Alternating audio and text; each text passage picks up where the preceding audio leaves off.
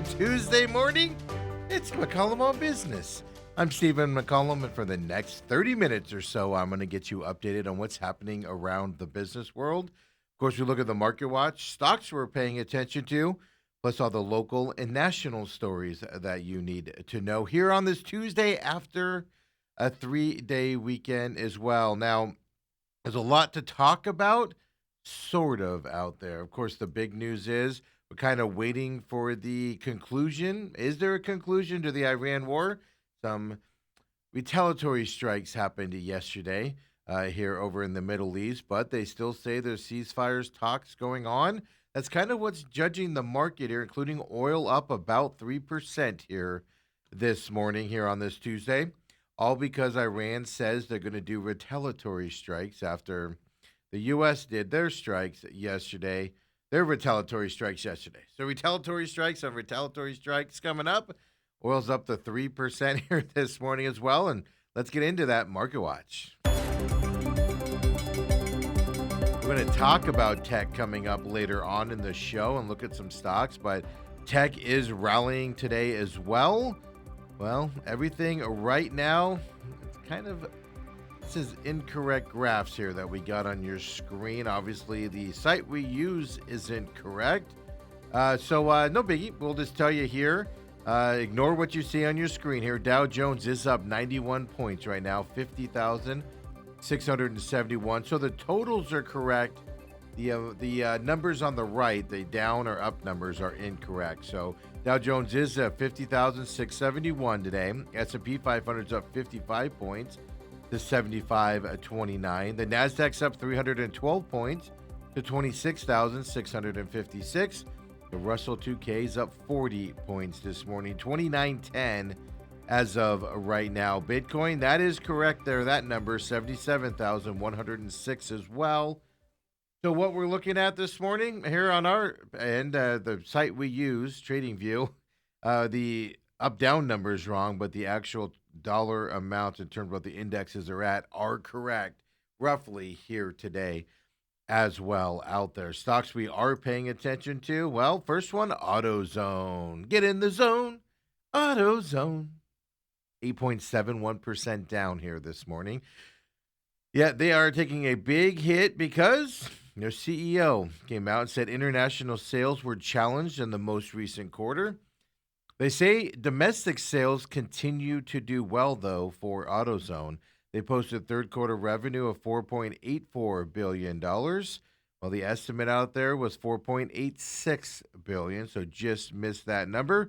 Quarterly earnings of $38.07 per share did exceed the expectation level. That was only $36.22. So international sales bogging down AutoZone today. They're down 8.65% right now. And then let's look at pharmaceutical stocks, specifically Eli Lilly. They've been making a lot of moves lately. They're down 0.09% as of right now here on this market. Well, they said they're acquiring 3 companies out there for about $4 billion to buy these 3 companies.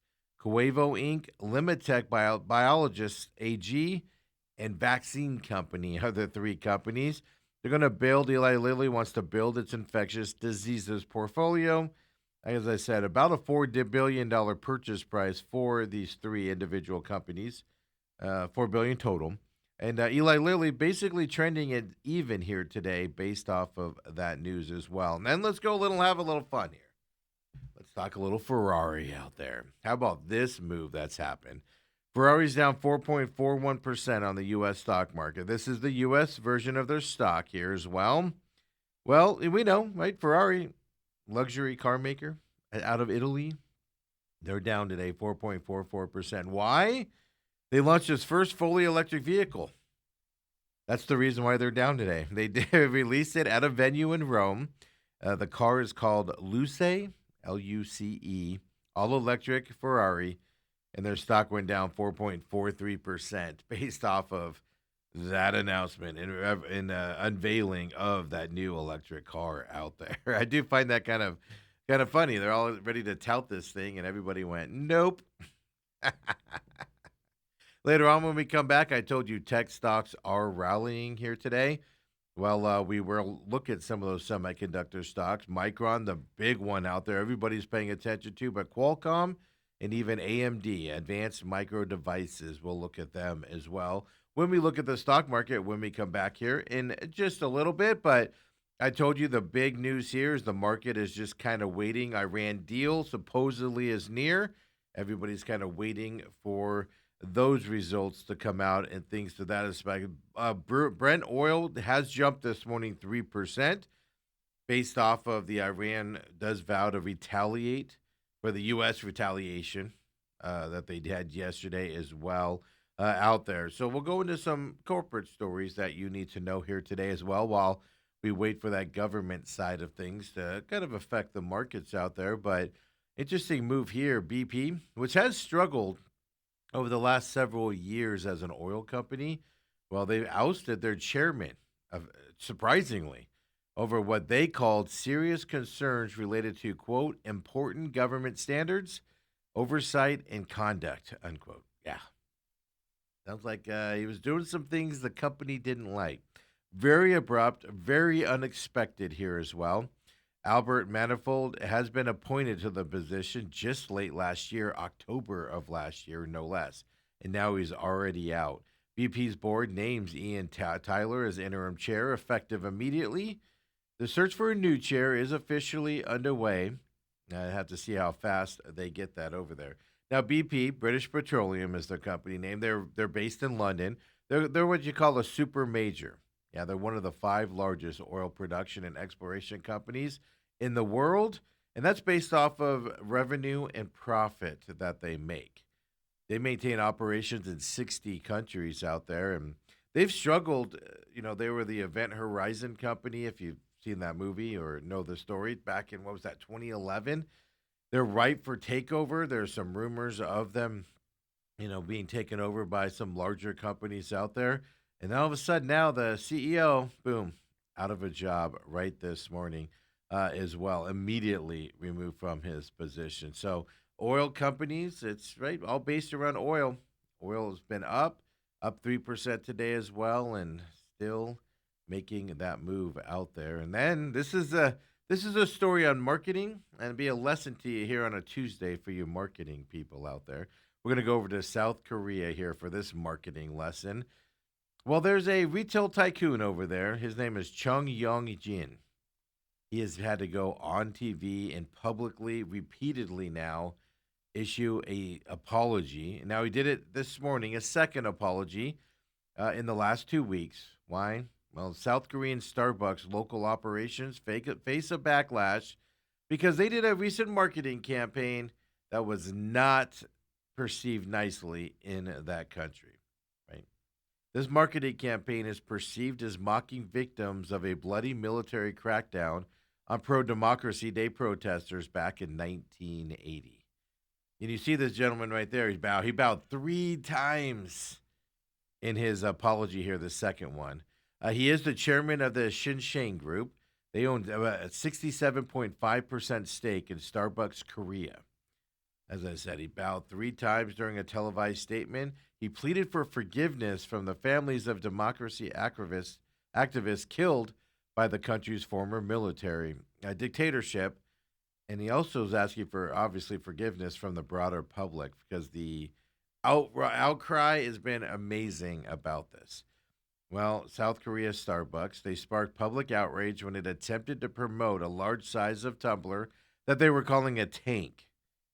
They declared May 18th to May 18th to be Tank Day out there. Well, here's the problem with it, folks. And if you're from South Korea, you should know this date. That's an anniversary of a democratic uprising in the southern city of Gwangju that was brutally suppressed by troops, tanks, and helicopters, killing and injuring hundreds of people in those rising up and squashing those protests. And they named it Tank Day, folks. Same day. The campaign compounded outrage because they used the slogan, quote, "thwack it on the table," unquote. Many are reading that into a reference of the notorious 1987 police statement that attempted to cover up the tortured death of student activist Park Jong Choi. Yeah, police claim then that Park died suddenly after investigators hit the desk with a thwack. Yeah, yeah. Double whammy here in marketing faux pas. The promotion was met with immediate outrage, no shocker there, and within hours, yeah, it was canceled here by the company, and it fired their chief executive of Starbucks Korea as well. Police also opened an investigation based on complaints by families of the people killed at Gwangju. And interesting enough, people inside they say there's no evidence of inside anybody inside the company, you know, pushing this agenda, pro-military agenda on the people. But also, many people within the company that were kind of involved in this refused to give up their phones to investigators as well. So, yeah, marketing problems galore coming. Now, this is Starbucks Korea, and it's not Starbucks itself. It's the company that owns the rights to Starbucks Korea having these problems. But I do find it an interesting tale of marketing gone wrong over there as well. So yeah, let's come back to the United States here as well, and a group of more than 30 state attorney generals, 30, they've asked the court to officially break up that Live Nation and Ticketmaster. This is still going on for this company as well. A jury found last month that the ticketing giants held an illegal monopoly in the live entertainment industry. You might say, well, I thought this was settled. It was settled at the federal level with the DOJ. Many states did not go along with that. We'll give you the backstory here coming up, but the 30 states are seeking an order that would require Live Nation to divest Ticketmaster in whole, in addition to pushing for the divestment of a sufficient number of large amphitheaters that are actually owned by Ticketmaster or Live Nation also. They're also asking for the court to block the enforcement of some exclusivity provisions in Ticketmaster's prior contracts, limit future exclusive ticketing agreements, and restrict Live Nation's ability to tie access to venues to its promotion services. Live Nation, no shocker here, they push back on the state's request for a breakup. They're arguing that the quote jury verdict in this case cannot support a request for divesting Ticketmaster from Live Nation, unquote. Even though the jury said you're an illegal monopoly. So remember, this is the case that was initially led by the Justice Department. Well, it was thrown kind of into what's going to happen moving forward early in that trial process. That was when the DOJ reached a settlement with Live Nation and Ticketmaster, which are one company. Under that settlement, Live Nation agreed to divest from 13 exclusive booking agreements with amphitheaters, in addition to opening venues to all promoters, allowing them to distribute 50% of the tickets and capping ticketing service fees at 15%. That was a settlement with the that federal government. Dozens of states, as you found out here, right, have opted not to join the settlement. They continued with the trial, arguing that agreement would benefit Live Nation at the expense of consumers. So that's still going on for these two companies. They're still battling it out. Probably thought they were scot free after the federal government was settled. It turns out they're not. Still battling it out there as well for these two companies. Now let's go. Basically, this is an overseas company here. They're Swedish, but we use them a lot here in America. And we're talking about Spotify out there. Spotify said earlier today it's rolling out narrated articles from top publications. Things like Rolling Stones, The Atlantic, Vogue, Variety, Vanity Fair even is confirmed for its audiobook users. Spotify is trying to diversify its content on their service.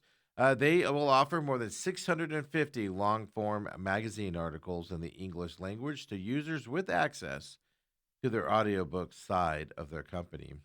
So they're bringing in more content on its streaming platform. They want to boost user engagement and then better compete with AI music startups, things like Udio, Sono as well.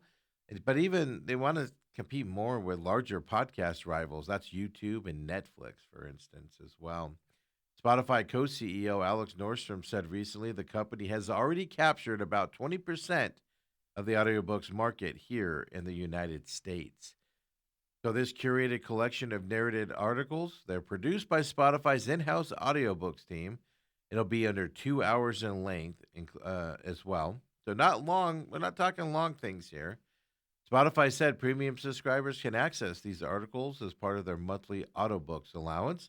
And it gives free users the option to purchase individual articles for $1.99.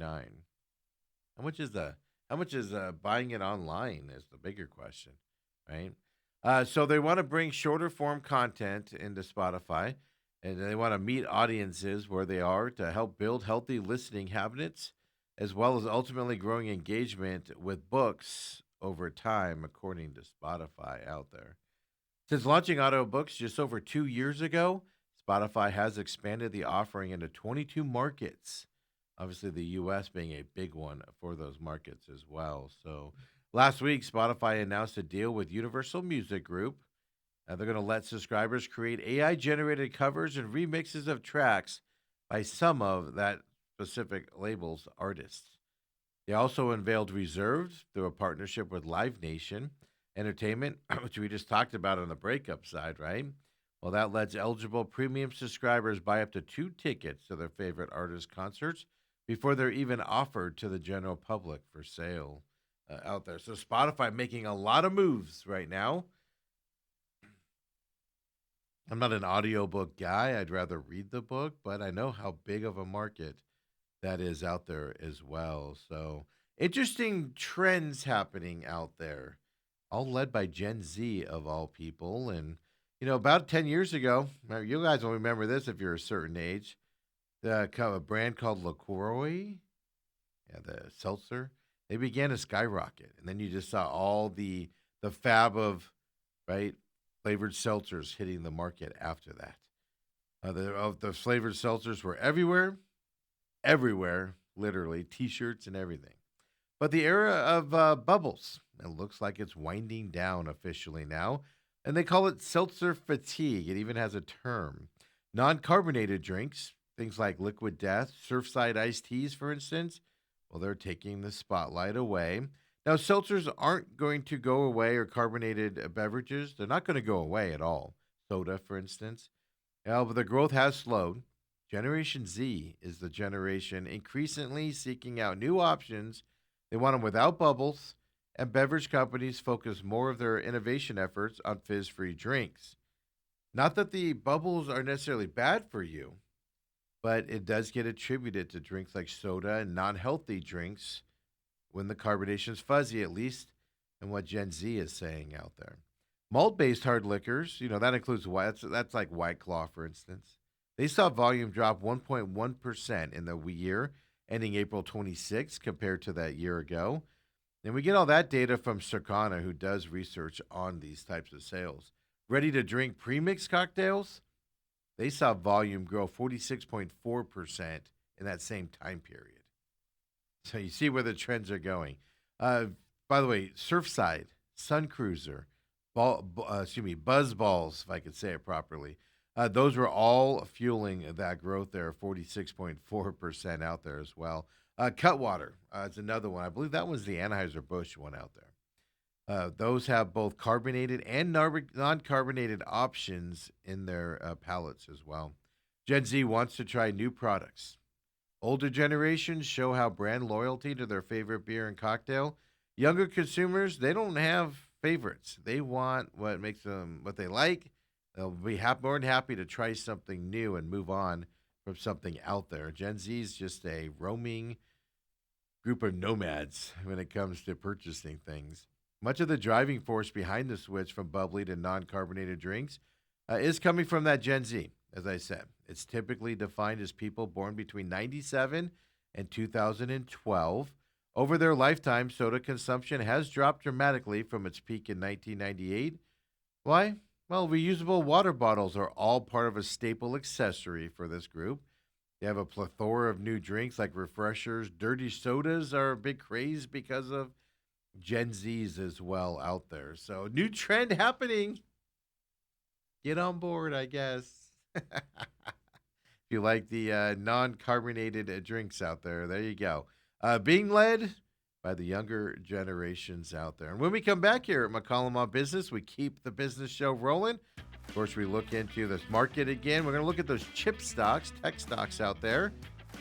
Of course, local stories that you need to know as well. And we're going to end with somebody trying to become more family friendly. We'll talk about that as well. And I got a hint for you. It revolves around food. Come on back. It's McCollum on Business, Tuesday edition.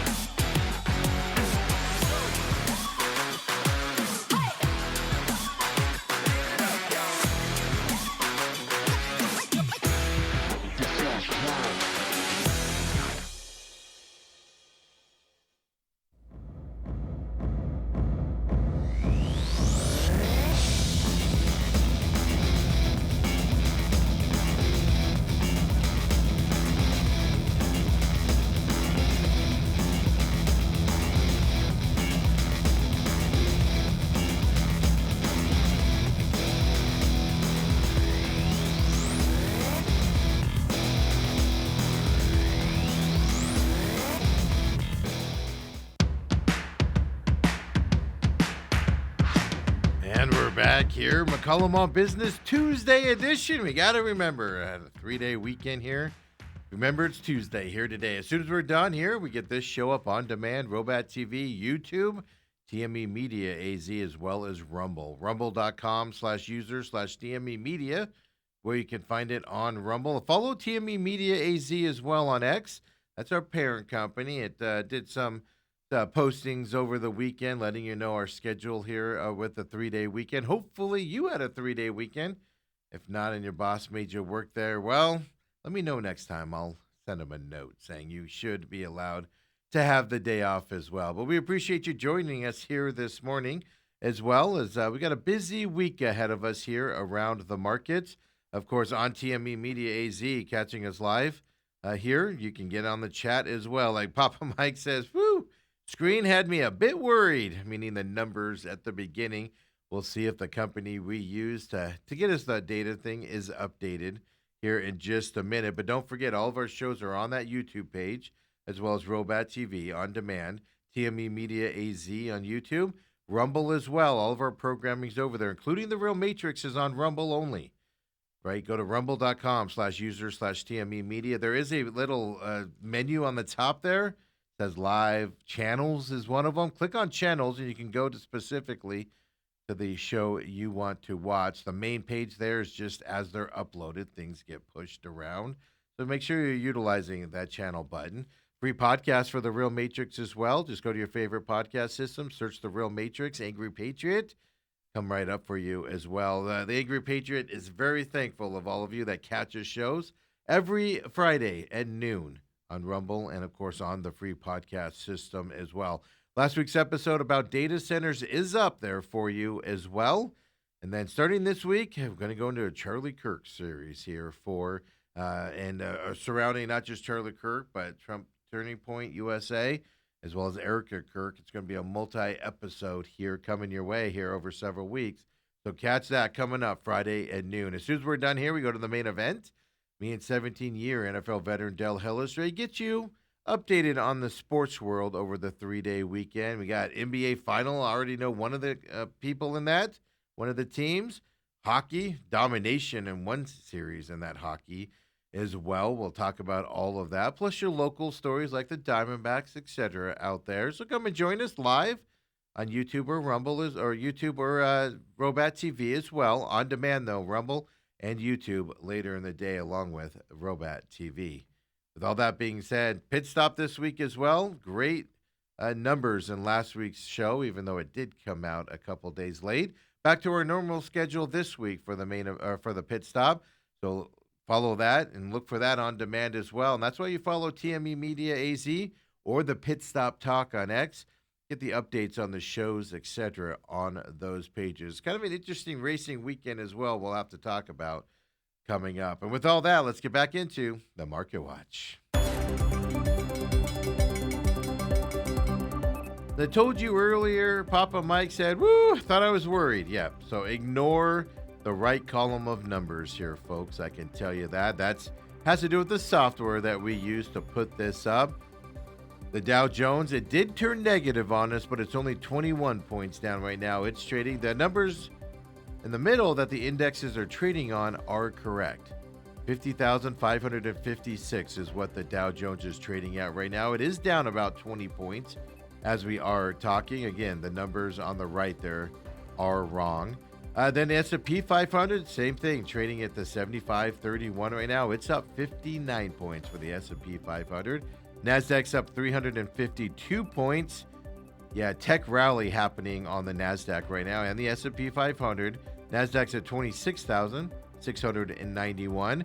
The Russell 2K, the small cap index, is trading at 2911 right now. That's up 52 points here today off of the market opening about an hour ago right now as well. Bitcoin is at 77,890 for Bitcoin, kind of forcing its way up here as the day goes on around the market. They are hoping an Iran deal is near. The rumors are that it is coming up, and then those retaliatory strikes happened yesterday. Brent oil is up about 3% here today, still here on the market. So we'll see how that affects it coming up as well. Stocks that we are paying attention to right now, I told you, we're going to look at chip stocks here as well. Micron Technology is the first one that we're going to look at. They're up 14.65% here today. All of this is on hopes that the Iran war would soon come to an end. That's what they're attributing these tech stocks, these chip stocks going up here today. Qualcomm's the next one we're going to look at as well. Qualcomm's up 3%. Micron Technology is the leader up here at that 14.56%.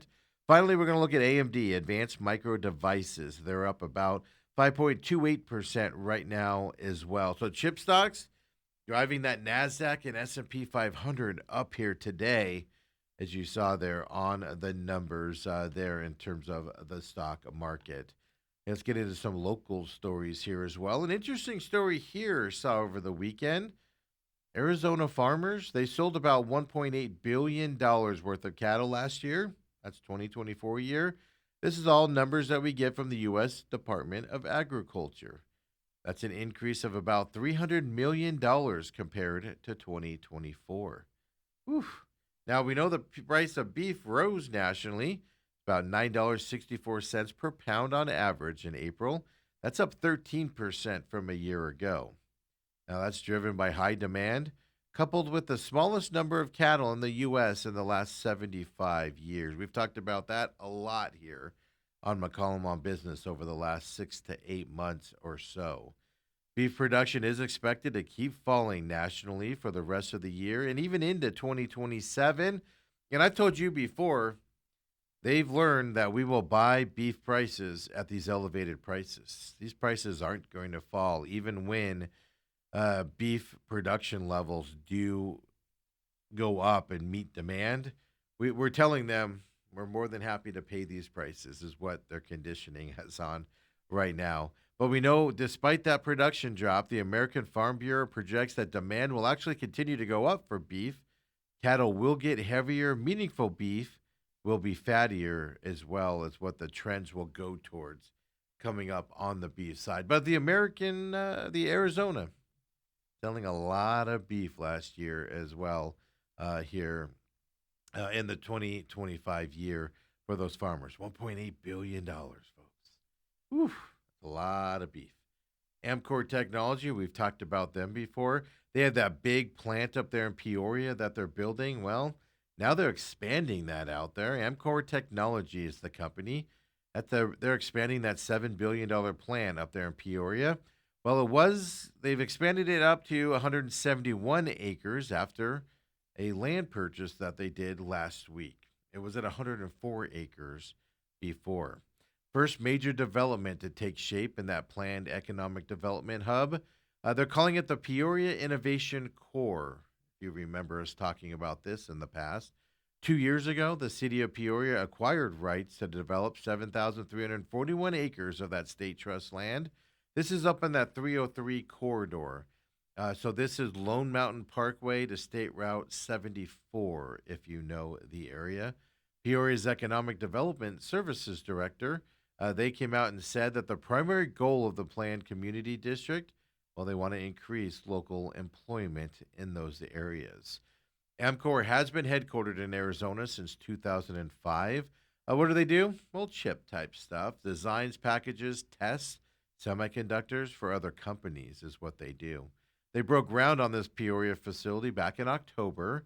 All right, so now you got a big semiconductor presence up there in Peoria as well.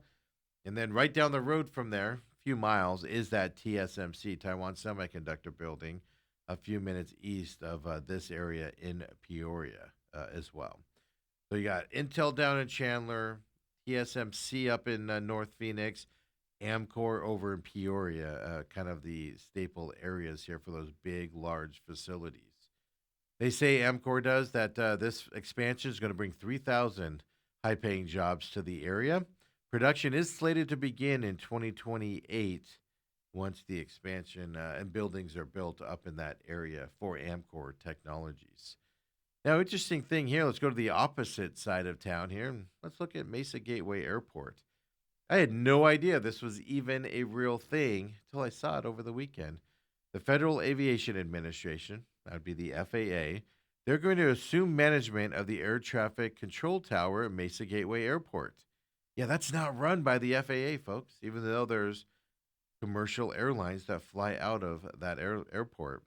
Mesa was selected as part of a new program to transition high activity air traffic control towers that is staffed by contractors, well, converted over to direct AAA oversight and operation.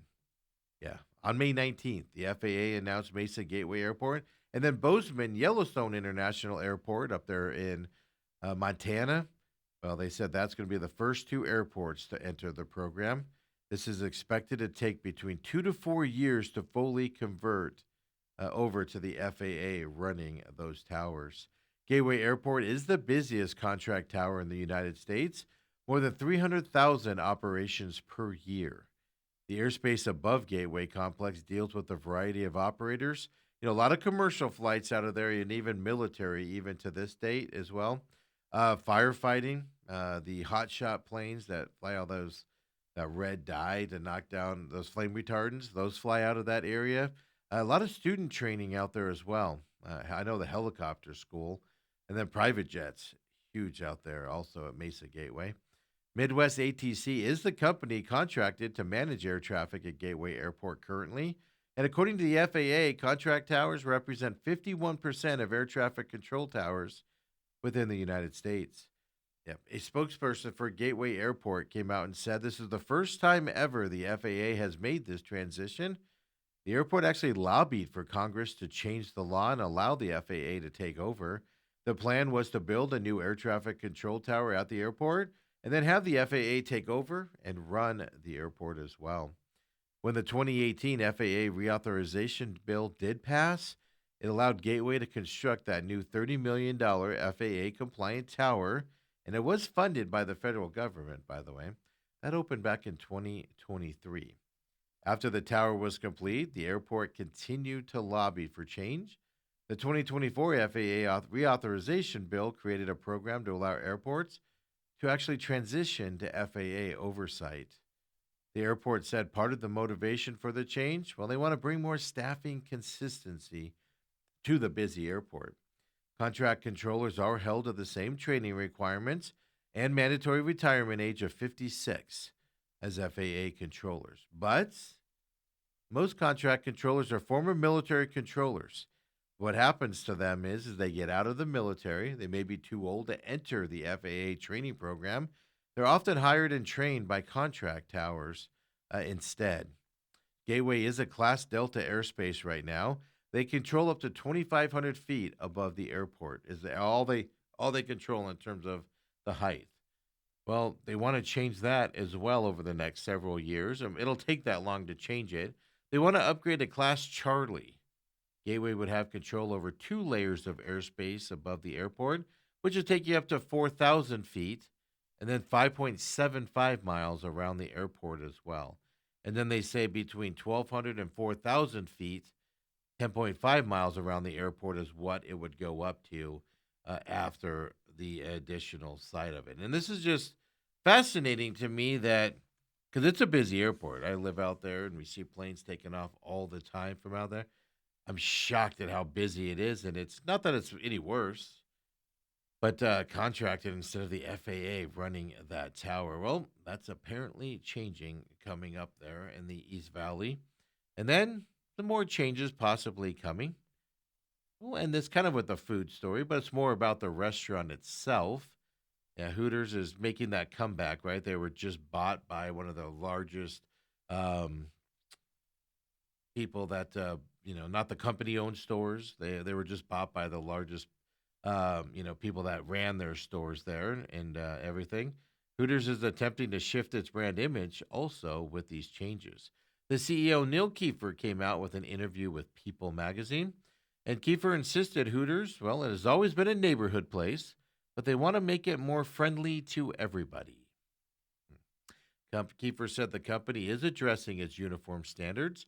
Well, they want to be more broadly appealing to all the customers out there, not just men. Kiefer also said the changed name was a double entendre. Well, he said it was acceptable humor back when the restaurant was started.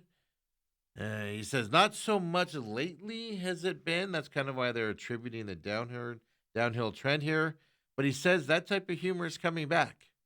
It'll be interesting to see what they do. But I just wanted to say, because there are still some Hooters around, franchisees is the word I was searching for earlier. Since the biggest franchisees bought Hooters, they're making these changes. There's a couple here that are still franchisees, and the one at Alma School and just off the US 60 actually is very, very successful down there and very busy. So Hooters making a comeback, trying to get you back in there and you to bring your family with you is what they're trying to do. Hey, folks, appreciate you joining us here for this Tuesday edition of McCollum on Business. Of course, we roll right into the main event here coming up as well. So come and join us there as well. Like I said, sorry about the glitch by the software company that we use for our market watch, but markets are up today. Kind of rotating back and forth in terms of the Dow, but everything else is up. So this Tuesday after a 3-day weekend starting well, even though oil is up 3%. Brent oils, we'll have to keep our eyes on that. We'll be back tomorrow, 7 a.m. Come and join us, would you? For now, let's head into the main event here at 8 o'clock. Come and join us there on YouTube, TME Media AZ.